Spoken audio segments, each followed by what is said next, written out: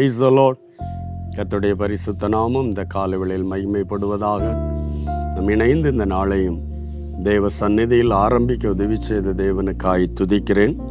இந்த நாளிலும் கூட சங்கீதங்களின் புஸ்தகம் 94ஆம் அதிகாரம் அதனுடைய 14வது வசனத்தின் முதல் பகுதியை வாசிக்கிறேன். கர்த்தர் தம்முடைய ஜனத்தை நெகிழ விட மாட்டார்.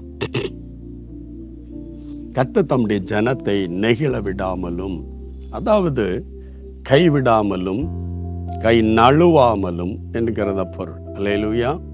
இந்த கால வேளையில் தேவன் தம்முடைய ஜனத்தை, நாம் அவருடைய ஜனமும் அவருடைய மேய்ச்சலின் ஆடுகளும், தேவன் சொல்லும் தம்முடைய ஜனத்தை அவர் நெகிழ விடாமல். ஆமென். இந்த கால வேளையில நிச்சயமாகவே நாம் தேவனுடைய ஜனம் தானா? தேவனை ஏற்றுக்கொண்டவர்கள், ஆமென், தேவனுக்கென்று ஜீவிக்கிறவர்கள், தேவ சத்தத்துக்கு செவி கொடுக்கிற தெய்வ பிள்ளைகளை, ஆமென், புதிய ஏற்பாடு வேதம் சொல்லுகிறது, ஆமென், பிதாவை நோக்கி அப்பா பிதாவே என்று கூப்பிடத்தக்கதான புத்திர சுவிகாரத்தின் ஆவியை அவர் உங்களுக்குள் அனுப்பினார். யார் யாருடைய உள்ளில் கிறிஸ்துவின் ஆவியானவர் வாசம் பண்ணுகிறாரோ அவர்கள் பிதாவை அப்பான்னு கூப்பிடலாம் என்றுதான் பொருள்.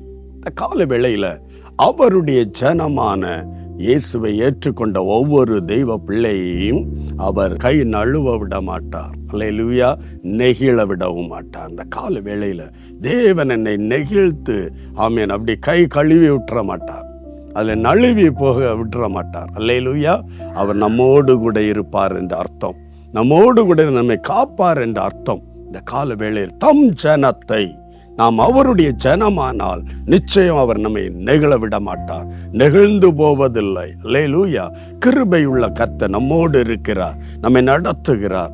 ஏனெனில் புதிய ஏற்பாட்டில் வேதம் சொல்லுகிறது, அவர் தன் சொந்த இரத்தத்தினால் நம்மை விலைக்கு வாங்கி இருக்கிறார்.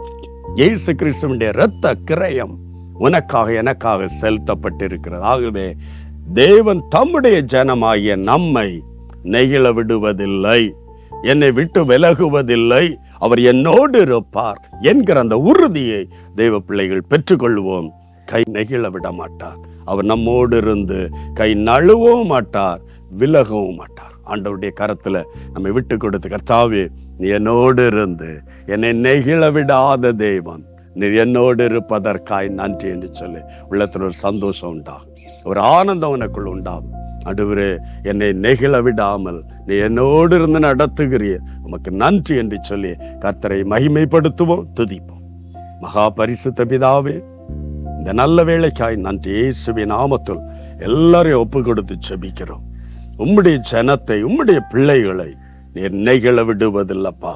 ஆண்டவரே, விலகுவதில்லை, அவங்களை விட்டு விலக மாட்டீங்கப்பா. கூட இருந்தவர்களை வழி நடத்துகிற ஆசீர்வதிக்கிற தேவன். ஆண்டவரே, நீர் தெரிந்தெடுத்த ஒவ்வொரு ஜனங்களுக்காக நன்றி.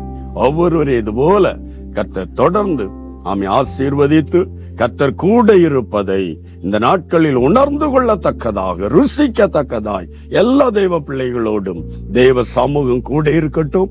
வழி நடத்துவீராக, ஆசீர்வதிப்பீராக.